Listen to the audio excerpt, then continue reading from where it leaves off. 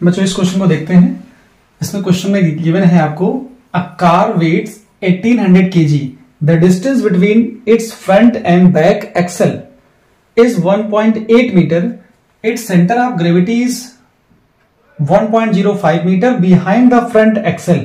लेकिन अब आपको एक्सल पहले बनाना आना चाहिए। एक्सल कहां होंगे? किसी कार में है। पहले आपको एक कार बना दूं और बनाना सिखा दूं, उसमें दो एक्सल दिखा दूं, फिर उन एक्सल के बीच के डिस्टेंस समझ में आ जाए, फिर आपको समझ में आएगा कि सेंटर ऑफ ग्रेविटी कहां पे है। क्योंकि कह तो रहा है कि behind front axle, front axle से पीछे कितने डिस्टेंस पे है? 1.05 डिस्टेंस, 1.05 मीटर डिस्टेंस पे है। डिटरमाइन करना है force exerted by the level ground on each front level and each back level. आपको यह डिटरमाइन करना है। देखो पहले इसमें इस क्वेश्चन के लिए क्या करना है, आप कार की डिजाइन करिए, एक कार बनाना आपको आ जाए, फिर उसमें एक्सल बना दीजिए। देखो मैं बनाने की कोशिश कर रहा हूं, ऐसे आप भी बनाओगे।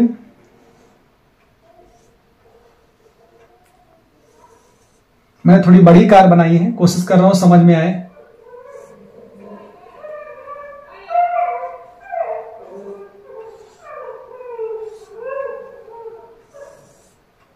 ऐसे मैंने कार बना दी, ठीक है।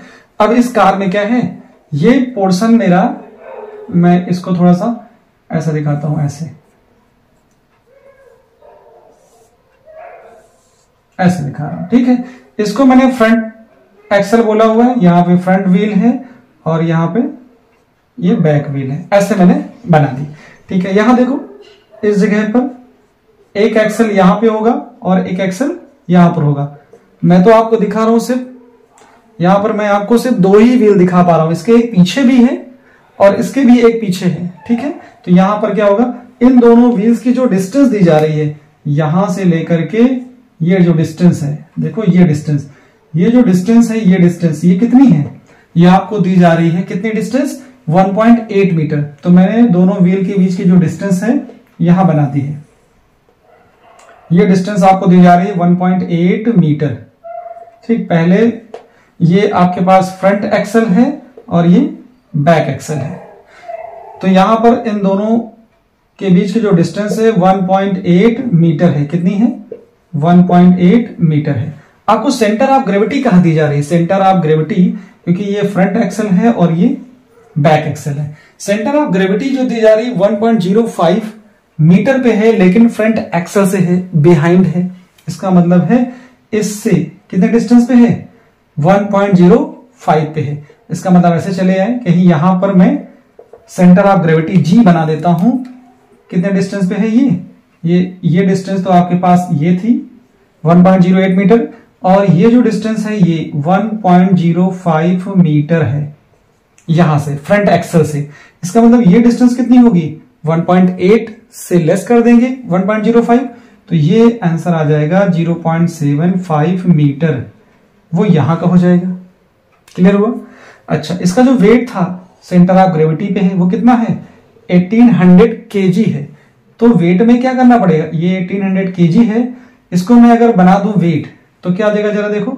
इसमें मुझे करना पड़ेगा क्या, जी से मल्टीप्लाई। तो 1800 को मैं मल्टीप्लाई कर दूं 9.8 से।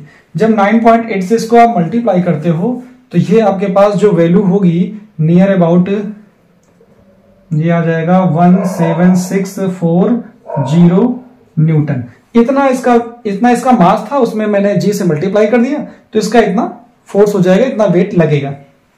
चलो, अब क्या पूछ रहा है कि ये लेवल ग्राउंड पे है। कहां पे है ये एक लेवल ग्राउंड पे है। ये जो कार है वो लेवल ग्राउंड पे ऐसे है, ठीक, ऐसे। तो क्या होगा, जब कार के व्हील्स ग्राउंड पे होंगे तो उस टाइम उस पर क्या लगेगा, नॉर्मल रिएक्शन लगेगा। वो नॉर्मल रिएक्शन कितना होगा, मैंने मान लिया कि इस वाली कार पे लग रहा होगा N1, इस वाली कार पे लग रहा होगा N2। ये तो नॉर्मल रिएक्शन होंगे। ये जो N1 है वो आगे के दोनों व्हील्स पर लगने वाला है। N2 जो है वो पीछे जो बैक एक्सल के दोनों व्हील हैं उन पे लगने वाला नेट अपवर्ड रिएक्शन है, या कह लीजिए उस पे जो रिएक्शनरी फोर्स लग रहा होगा वो है। इस पर नेट फोर्स बैक एक्सल पर दो व्हील्स अटैच हैं, बैक एक्सल जो होता है, एक पीछे एक्सल है, एक आगे एक एक्सल है। आगे एक्सल पे 2 व्हील हैं, पीछे के एक्सल पर वही 2 व्हील हैं। दोनों व्हील्स पर कितना फोर्स एग्जर्ट हो रहा है मुझे वही निकालना है। तो मैंने अभी समझने के लिए ये बता दिया, आपको समझाने के लिए भी कि N2 क्या है। N2 एक वो वैल्यू है जो पीछे वाले व्हील्स, दोनों व्हील्स पे लग रहा है। N1 वो वैल्यू है जो आगे वाले एक्सल पे लगे दोनों व्हील्स पे लग रहा है। ठीक है, अब यहां पे देखो तो सेंटर ऑफ ग्रेविटी मैंने यहां बताई थी, ये है आपके पास W की जो वैल्यू है वो कितनी दे दी गई है, क्योंकि आपको तो मास दिया गया था। तो यहां जो वेट होता है वो mg होता है। m की वैल्यू आपको गिवन थी 1800 kg। मैंने 1800 kg में g से मल्टीप्लाई कर दिया तो आपको वेट पता चल गया। तो फिगर से आप क्या देख रहे हो, यहां पर आप देख रहे हो कि कोई भी फोर्स बाहर से नहीं लगा, सिस्टम इक्विलिब्रियम में है। कैसा है ये पूरा का पूरा सिस्टम, कैसा है, इक्विलिब्रियम है। तो क्या लिखते हो, system is in equilibrium since system is in equilibrium या रेस्ट कह लो, या इसको रेस्ट बोल सकते हो। रेस्ट बोल दिया तो आप क्या देख रहे हो कि N1 और N2 की जो वैल्यू है वो कितनी आएगी, N1 प्लस N2 की जो वैल्यू आएगी वो W की इक्वल आएगी, या N1 प्लस N2 की जो वैल्यू है वो 1800 इंटू 9.8 आएगी, या 17640 आएगी, या ऐसा ले सकते हो N1 plus N2 is equal to हो गया 17640। ये इक्वेशन हमारे पास फर्स्ट आ गई है। अब मैं क्या कह रहा हूं कि मुझे N1 या N2 की वैल्यू चाहिए। तो अगर 2 वेरिएबल एक साथ आ गए तो किसी की भी वैल्यू नहीं निकाल सकते। तो मुझे क्या करना होगा, गैप करना है, चाहे N1 गैप कर दूं या N2 गैप कर दूं। तो कैसे गैप कर सकता हूं, गैप का मतलब हटाना नहीं है। आप इसके अबाउट टॉर्क लेंगे तो ये वैल्यू नहीं रहेगी, केवल ये रहेगी और ये रहेगा। तो N1 निकालना आसान है। तो देखो मैं क्या कर रहा हूं, सबसे पहले मैं लेने जा रहा हूं टॉर्क, टेकिंग टॉर्क, इसका मैं नाम दे दूं बी एक्सल है, बैक एक्सल है, taking torque about B axle भी है, और बी को मैं अभी समझ लेता हूं कि ये एक पॉइंट है। इस पॉइंट के अबाउट में टॉर्क ले रहा हूं। इस पे जो लगने वाला जो रिएक्शन है वो कितना है, जो आप देख रहे होंगे इस जगह पे लगने वाला N1 है, और इस जगह पे लगने वाला जो रिएक्शन है वो सॉरी इधर N1 है और इधर N2 है। तो इसके अबाउट में टॉर्क ले रहा हूं। तो टॉर्क इसके इस पॉइंट पे ले रहा हूं, तो इसका मतलब इस फोर्स के लिए ये तो वैल्यू 0 दे देगा। इसका मतलब ये आया, देखो इसके अबाउट क्या आएगा, N2 इंटू 0। क्यों, ये फोर्स और परपेंडिकुलर डिस्टेंस B ही से लेंगे तो 0 आ जाएगी।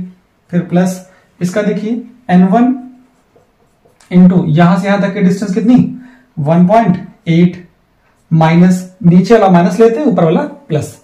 तो यहां क्या आएगा, ये है 17640 इंटू कितना 0.75। इसको उधर कर दीजिए, इक्वल टू 0 है। ये यहां से आएगा N1, ये वैल्यू पूरी 0 हो जाएगी क्योंकि उसी पॉइंट पे लगे हुए फोर्स से टॉर्क निकालना है। N1 ये आएगा 18/10 इक्वल टू कितना हो जाएगा 17640, 75/100। इसको कैंसिल करिए, कितना आएगा 3 आएगा, और 25 से मैं कैंसिल कर रहा हूं इसको 4 आ जाएगा। क्लियर है।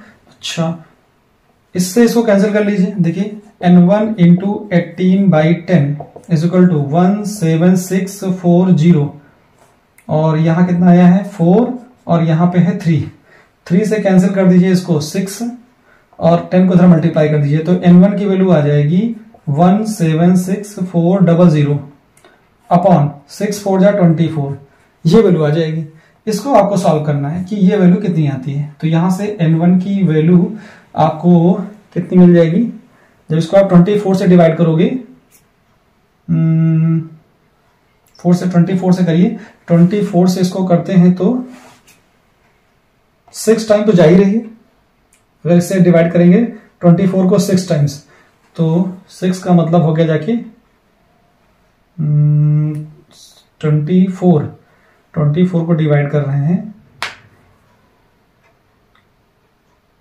एक बार मैं इधर करता हूं, देखो 24 इंटू 7 कितना आएगा जाके, ये आ जाएगा 7 4 जा 28 और आएगा 7 4 जा 14 14 14 और 2 168। हाँ, इसका मतलब 7 से ज्यादा ही तो आएगा और उसकी वैल्यू कितनी आ जाएगी 7350। इतना तो आ गया न्यूटन, इतना फोर्स आ गया। किसके लिए?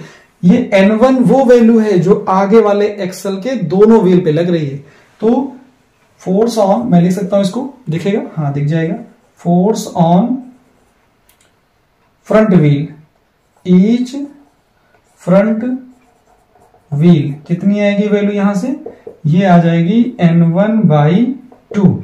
N1/2 मतलब 3750/2। ये वैल्यू आपको यहां से मिल जाती है कितनी? 3675 न्यूटन। इतना फोर्स आपको लगेगा फर्स्ट एक्सल के दोनों व्हील्स पर। ठीक है, अब मैं बात करता हूं किसके लिए? अब मैं बात करता हूं कि बैक एक्सल पे लगे हुए व्हील्स पे कितना फोर्स लगेगा। चलो बैक की बात कर लेता हूं। पहले इतना नोट कर लीजिए, स्क्रीनशॉट भी कर लीजिए।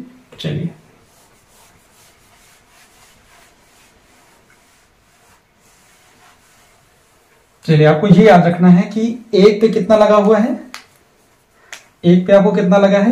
देखो ईच व्हील पे ये लगा हुआ है और N1 की वैल्यू आपको चाहिए, तो N1 की वैल्यू मैं लिख देता हूं। N1 वैल्यू कितनी आ चुकी है? N1 की वैल्यू आई है 7350 न्यूटन, ये आई है। ठीक है, यहां N1 की वैल्यू पुट कर दीजिए तो N2 कितना आएगा?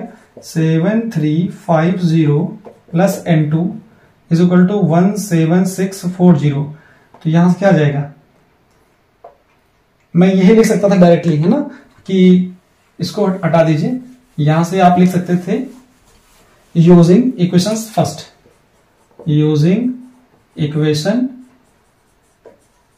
Equation first. तो फर्स्ट इक्वेशन ये है, मैंने लिखी और यहां पे N1 की जो वैल्यू आई थी मैंने पुट कर दी। अब यहां देखो क्या आएगा, N2 की वैल्यू 17640 माइनस 7350, इसको वैल्यू कितनी आएगी जरा ये देखो, 0 0। ठीक है, मैं इसको कहीं कर देता हूं, देखो यहां पे, इसको हटा देता हूं पहले।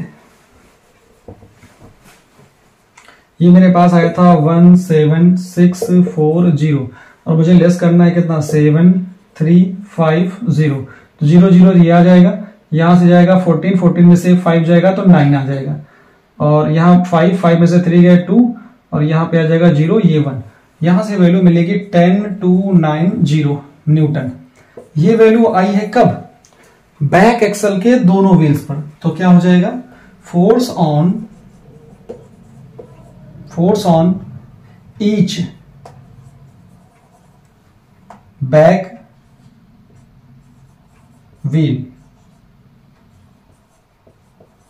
कितना आएगा? N2/2। तो N2/2 मतलब 10 2 मतलब 10290 डिवाइड बाई 2। तो इसकी वैल्यू क्या आएगी? इसकी वैल्यू आ जाती है, देखो 5 1 और ये आ जाएगा कितना? 4 5 न्यूटन। इतनी वैल्यू आपको यहां से मिल जाती है। तो आपने देखा कि एक तो N1 की वैल्यू निकाल ली है, एक N2 की वैल्यू। N1 की वैल्यू कितनी आई थी? 10290 न्यूटन। जब आप N1 का हाफ कर देते हैं तो फ्रंट के व्हील पर कितना फोर्स लगेगा वो पता चल जाएगा N1 का हाफ करने से, और N2 का हाफ करने से जो बैक एक्सल पे लगे हुए व्हील्स होंगे उन पर कितना फोर्स लगेगा वो मिल जाता है। इस तरह से आप देख रहे हो कि आपको इजी वे में क्वेश्चन का आंसर समझ में आ गया। बस स्क्रीन को पॉज करिए, इसे नोट डाउन कर लीजिए।